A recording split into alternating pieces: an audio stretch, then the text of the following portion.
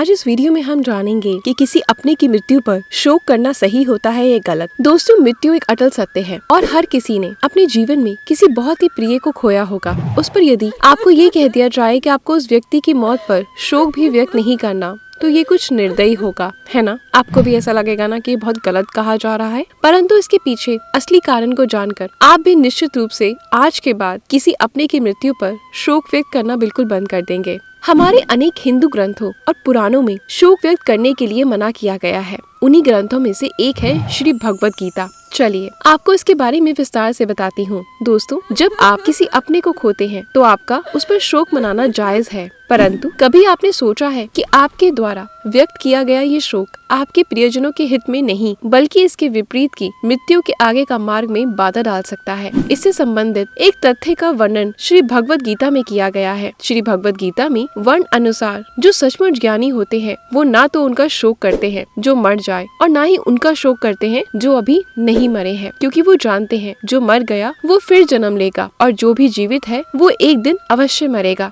कहा गया है कि मरने वाला फिर जन्म लेता है, क्योंकि मृत्यु केवल शरीर का नाश होता है, लेकिन शरीर के अंदर जो आत्मा है वो कभी नहीं मरती। श्री कृष्ण कहते हैं, इस संसार में केवल दो ही वस्तु है, एक शरीर और दूसरा उसमें रहने वाला शारीरी। जो शरीर में रहने वाले आत्म रूपी शरीर की ही भांति होता है, वह कभी मरता नहीं, और जो शरीर है वह सदा आपके साथ रहता है। जिस प्रकार आत्मा एक शरीर को छोड़ती है और दूसरा शरीर धारण कर लेती है, इसे कुछ समझा जा सकता है। जैसे मनुष्य पुराने कपड़े त्याग कर नए कपड़े धारण कर लेता है, उसी प्रकार आत्मा भी एक शरीर को छोड़कर दूसरे शरीर में प्रवेश कर लेती है। ये कहना गलत नहीं होगा कि जो शरीर के असली महत्व को समझ लेता है वो ज्ञानी ऐसे शरीर की मृत्यु का शोक बिल्कुल भी नहीं करता। आगे श्री कृष्ण कहते हैं, हे पार्थ, तुम बस ये जान लो कि मृत्यु एक दरवाजा है जिसके अंदर जाते हुए आत्मा पुराना शरीर छोड़ जाती है। वास्तव में दो ऐसे दरवाजे हैं जो बिल्कुल एक दूसरे के आमने सामने हैं, और जब प्राणी मृत्यु के दरवाजे पर पहुंचता है तब उस शरीर की मृत्यु हो जाती है। फिर आत्मा का प्रकाश उस शरीर को छोड़कर आगे चला जाता है और उसके बाद वो प्रकाश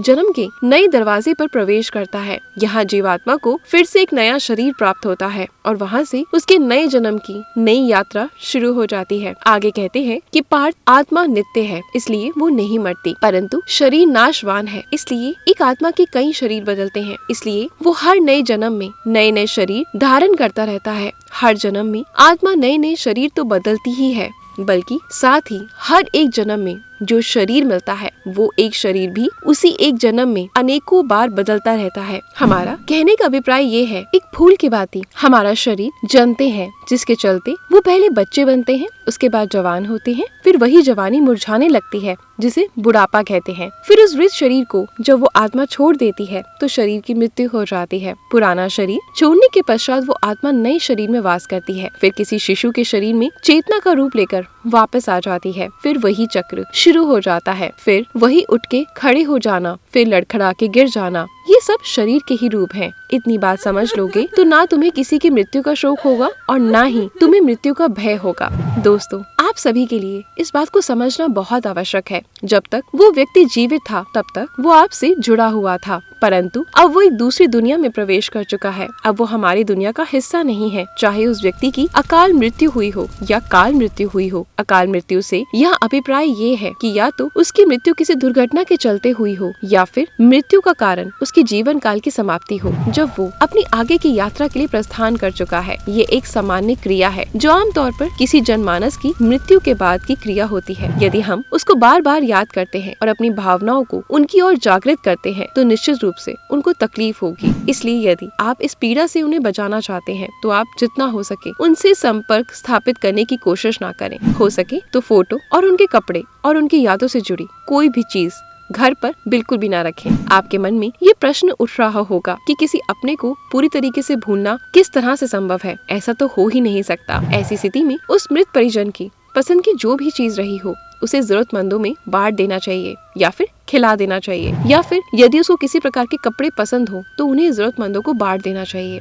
ऐसा कहा जाता है ये करने से उनकी आत्मा संतुष्ट होती है। अपनी तरफ से बस यही एक फर्ज है जो आप पूरा कर सकते हैं। आप उस दुनिया को अभी नहीं जान सकते और आपके द्वारा ये उम्मीद किया जाना कि वो आपका मृत परिजन आपकी प्रतीक्षा कर रहा है, इस बात में बिल्कुल भी सत्यता नहीं है। वो अपनी एक अलग दुनिया में है, इसके लिए उसकी अब अलग तकलीफें हैं जो वो झेल रहा है। इसलिए कभी कभी वो सपनों में आकर हमें कुछ संदेश देता है। यदि उनकी तरफ से कोई ऐसे संकेत आते हैं तो आप बस कोशिश करिए कि आप उनकी किसी भी तरह की प्रतिक्रिया का उत्तर ना दें। परंतु यदि आपके सपने में उनकी तरफ से किसी तरह का कोई संदेश बार बार आता है और वो आपसे कोई मांग करते हैं तो कोशिश करें आप उनकी अधूरी इच्छा को पूरा करें। वैसे तो यदि उनको कुछ खाने की इच्छा है तो उसे गरीबों के बीच बांट देना चाहिए, परंतु उनसे संबंधित यादों को पूरी तरीके से हटा देना चाहिए, क्योंकि ऐसा करने से वो आपकी ओर आकर्षित नहीं होंगे और आगे की प्रगति अच्छे से कर पाएंगे। सोचिए ये कितना गंभीर हो सकता है। ऐसा करने से पूरी की पूरी चेन खराब हो जाती है। एक जो आत्मा है जहाँ से विदा होना चाहती है और वहाँ से विदा नहीं हो पा रही है, आपने उसे रोक रखा है। आपकी यादों ने उसे बांध लिया है। जब उस आत्मा का जो जन्म होना था उसके बाद का जो क्रम था वो पूरी तरीके से बिगड़ गया है।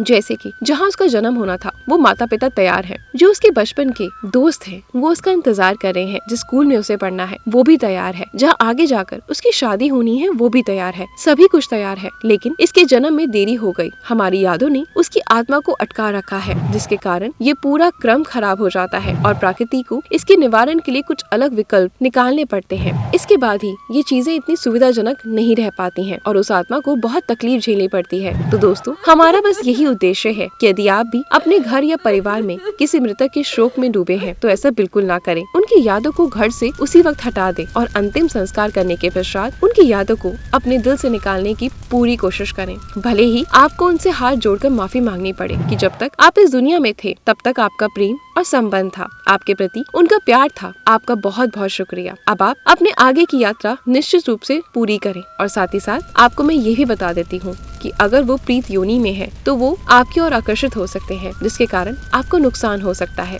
क्योंकि अब वो आपसे सीधे तौर पर नहीं जुड़ेंगे। इन सभी बातों को ध्यान रखते हुए आप सभी को अपने आगे की प्रतिक्रिया शुरू करनी चाहिए। उम्मीद करती हूँ कि आपको मेरा ये कहना कि आपको अपने किसी भी प्रियजन की मृत्यु पर शोक नहीं मनाना आपको बुरा नहीं लगा होगा, आपको खला नहीं होगा। यदि आपको हमारी वीडियो पसंद आ जाए तो वीडियो को लाइक और शेयर जरूर करिएगा। धन्यवाद।